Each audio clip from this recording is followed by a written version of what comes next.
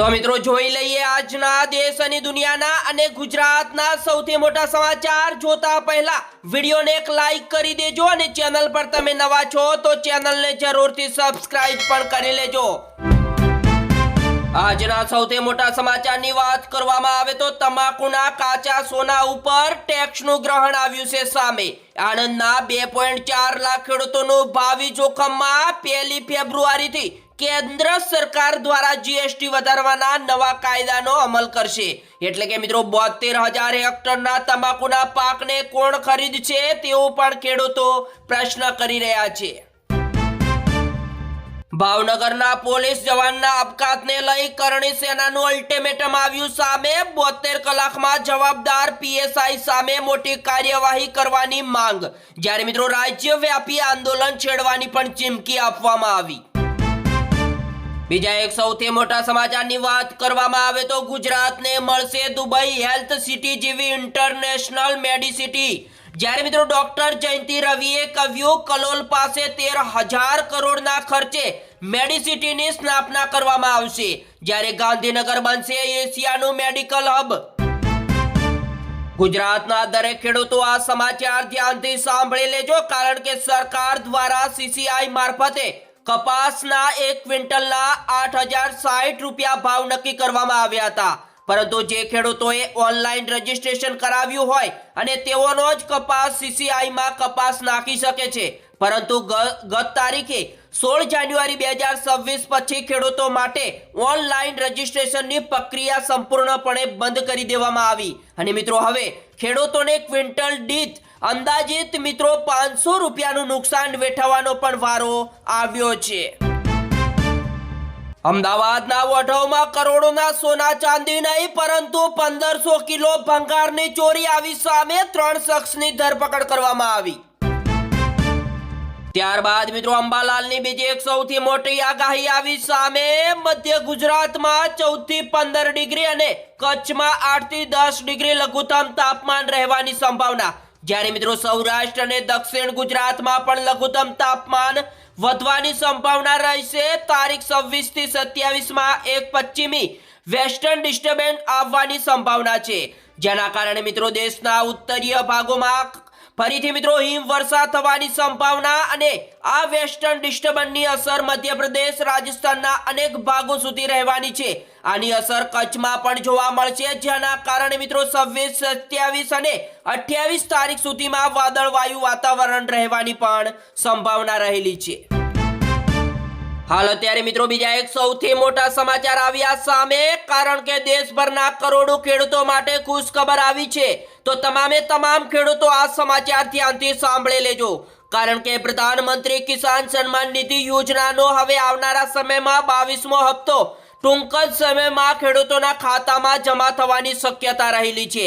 જ્યારે મિત્રો સરકારી રૂટીન મુજબ પીએમ કિસાનનો હપ્તો સામાન્ય રીતે 4 મહિનાના અંતરે આપવામાં આવે છે, પરંતુ અગાઉના હપ્તાના સમયગાળાને જોતા 22મો હપ્તો આગામી નિર્ધારિત મહિનાના અંત સુધીમાં આવવાની પણ પૂરેપૂરી શક્યતા માનવામાં આવી રહી છે। જો મિત્રો તમામ પ્રક્રિયા સમયસર પૂર્ણ થઈ જશે તો ખેડૂતોના ખાતામાં એક સાથે આવનારા સમયમાં 2,000 રૂપિયાનો હપ્તો જમા થઈ શકે છે। અને મિત્રો ઘણા ખેડૂતો મિત્રો આ 2,000 હપ્તાના વંચિત રહે છે, એટલે કે ખેડૂતના ખાતામાં આવતો નથી। એનું મિત્રો એક જ કારણ છે ઈ-કેવાયસી પૂર્ણ ન કરવી, આધાર અને બેંક ખાતાની માહિતીમાં ભૂલ, જમીન સંબંધિત દસ્તાવેજમાં અધૂરા હોવા। જ્યારે મિત્રો આ બધા નિયમનું તમે ઉલ્લંઘન કરો છો તો તમારા ખાતામાં 2,000નો હપ્તો નહીં આવે।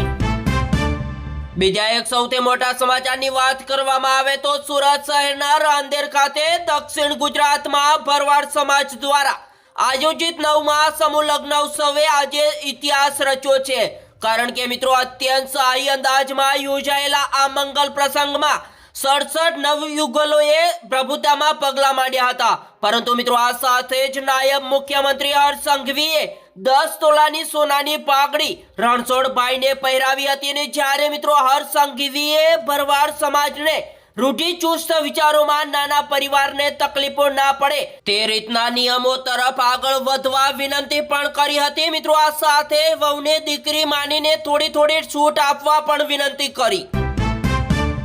રાજકોટમાં નિવૃત્ત બેંક અધિકારી જ બેન્કિંગ ફ્રોડનો ભોગ બન્યો. જ્યારે મિત્રો 16 લાખ ગુમાવ્યા. ઓનલાઈન પેન્શન કાર્ડ કઢાવવા જતા ઠગાઈ થઈ હતી. જ્યારે મિત્રો ગઠિયાએ ફોનનો એક્સેસ મેળવી લીધો. ફોન લોક થઈ જતા ડેટા પણ ગુમાવવાનો વારો આવ્યો અને મિત્રો આ સાથે 16 લાખ રૂપિયા પણ ગુમાવવાનો વારો આવ્યો. ત્યારબાદ મિત્રો દેશની રક્ષા માટે સામૂહિક વિનાશ કરતા હથિયારો વધારવા જરૂરી. રશિયાના પૂર્વ રાષ્ટ્રપ્રમુખનું વિસ્ફોટક નિવેદન આવ્યું સામે. હાલ અત્યારે મિત્રો બીજા એક સૌથી મોટા સમાચારની વાત કરવામાં આવે તો ભાવનગર જિલ્લાના મહુવામાં હાલ પોલીસ અને સ્થાનિક પશુપાલક વચ્ચે ઝઘડાએ મિત્રો ચર્ચાનું કેન્દ્ર બન્યું છે. જ્યારે રસ્તા ઉપર પશુઓ હંકારવા જેવી નજીવી બાબતે થયેલી પોલીસ અને પશુપાલક યુવક સાથે ભારે બોલાચાલીએ હાલ અત્યારે મિત્રો ઉગ્ર સ્વરૂપ ધારણ કર્યું છે. જેમાં મિત્રો પશુપાલકોને મારવા મામલે પીએસઆઈ સહિત 4 પોલીસ કર્મીઓ સામે ફરિયાદ નોંધાઈ છે. જ્યારે પીએસઆઈ પકડીને લાફો ઝીંક્યો હતો અને જીઆરડી જવાને માથામાં લાકડી ફટકારી હતી. ગાડીમાં બેસાડી મારી નાખવાની પણ ધમકી આપી હતી. ત્યારબાદ મિત્રો વાવથરાદ ખાતે રાજ્યપાલ અને મુખ્યમંત્રી ભૂપેન્દ્ર પટેલે 77માં પ્રજાસત્તાક દિવસની ઉજવણી કરી. બાઇક ચોરીને ભાગતા ચોરને પકડ્યો અને અર્ધનંગો કરી વરઘોડો કાઢ્યો. જ્યારે મિત્રો છોટા ઉદેપુરની ચોંકાવનારી ઘટના આવી સામે. કચ્છના ગાંધીધામમાં ઓટલા ઉપર બેસવા જેવી નજીવી બાબતે આધેડને જીવતો સળગાવી નાખ્યો. 2 મહિલા સહિત 3 લોકોની કરવામાં આવી ધરપકડ. અમરેલી જાફરાબાદના બાલાની વાવ હાઈવે ઉપર અજાણ્યા વાહનની ટક્કરથી દીપડાનું થયું મોત. વન વિભાગે શરૂ કરી મોટી તપાસ. બીજા એક સૌથી મોટા સમાચારની વાત કરવામાં આવે તો મિત્રો હવેથી બદ્રીનાથ, કેદારનાથ સહિત દેશના 48 મંદિરોમાં બિન હિન્દુઓની એન્ટ્રી બેન કરવાની તૈયારી. જ્યારે મિત્રો યાદી પણ જાહેર કરી નાખી છે. ત્યારબાદ મિત્રો હવેથી કિસ્સામાં આધાર કાર્ડ રાખવાની માથાકૂટ ખતમ થઈ ગઈ. કારણ કે એડ્રેસ નંબર પણ ઘર બેઠા બદલાઈ જશે. આવી રહી છે સુપર એપ.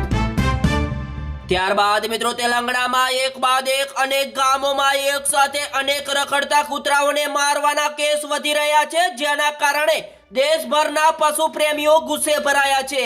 મિત્રો તાજેતરમાં જ જગતિયાલ જિલ્લામાં 300 કૂતરાઓને ઝેર આપીને મારવાની ફરિયાદ નોંધાઈ છે. અને મિત્રો રાજ્યમાં અત્યાર સુધીમાં કુલ 900 થી વધુ રખડતા કૂતરાઓને મોતને કાટ ઉતારી દેવામાં આવ્યા છે. જ્યારે મિત્રો સરપંચો બન્યા યમરાજ, સેંકડો કૂતરાઓના જીવ હણી લીધા છે. બીજા એક સૌથી મોટા સમાચારની વાત કરવામાં આવે તો હાલ અત્યારે મિત્રો સસ્તી થશે લક્ઝુરિયસ કાર. કારણ કે યુરોપ સાથે ટ્રેડ ડીલમાં મોટો નિર્ણય લેવાની તૈયારીમાં છે ભારત. એક મિત્રો રિપોર્ટ આવ્યો છે સામે. કારણ કે મોંઘી કારોની કિંમતમાં 50% જેટલો સુધીનો ઘટાડો થવાની પણ સમાચાર સામે આવી રહ્યા છે. એટલે કે હવે મિત્રો આવનારા સમયમાં તમારી જે મિત્રો સપનાની કાર ગાડી છે, મોંઘી કરોડોની ગાડીઓ, એ હાલ અત્યારે મિત્રો મોટા સમાચાર આવ્યા છે કે આવનારા સમયમાં એ ગાડીમાં મિત્રો 50% સુધીનો ઘટાડો થઈ શકે છે અને તમારી સપનાની કાર તમે મિત્રો સહેલાઈથી ખરીદી શકશો. આજના છેલ્લા સમાચારની વાત કરવામાં આવે તો ગુજરાત ક્ષત્રિય ઠાકોર સમાજમાં યુવા શક્તિને જાગૃત કરવા માટે મિત્રો વ્યસન મુક્તિ, રોજગાર, શિક્ષણ અને સમાજના વિકાસ જેવા મુદ્દાઓ પર ચિંતિત કરવા માટે રામકથા ગાંધીનગર મેદાનમાં અભ્યુદય મહાસંમેલનનું આયોજન કરવામાં આવ્યું છે.